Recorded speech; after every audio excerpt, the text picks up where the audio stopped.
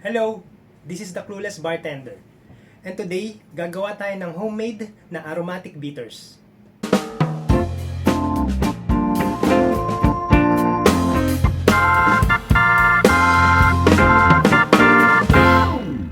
So, ano nga ba ang aromatic bitters?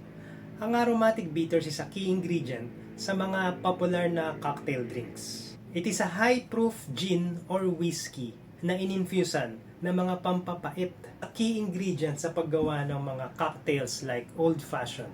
I wanted to try making an old-fashioned cocktail. Kaya lang na-realize ko na wala akong aromatic bitter. Ngayon, may nabibili namang ganito sa Lazada or sa Shopee. Ang tawag sa kanya ay Angostura bitters. But then again, I wanted to make my own. Gusto kong gumawa from scratch. Why not? Gagawa na rin lang tayo ng old-fashioned. Gawin na rin natin lahat ng ingredients niya from scratch. Okay, so let's try to make aromatic bitters na homemade.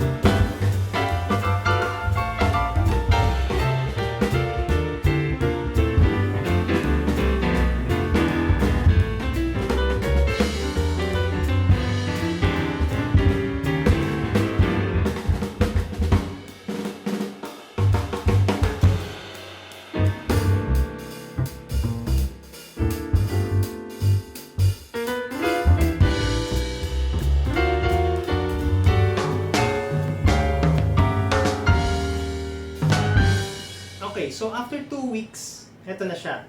Ito yung gin, chinchona extract, and shoktong infused with all sorts of ingredients na pampabitter.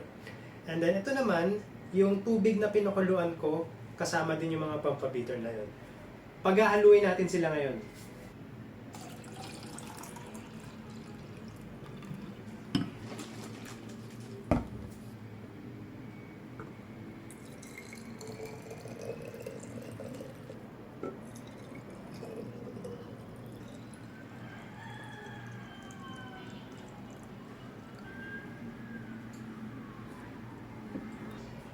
So this is our finished product. aromatic bitters.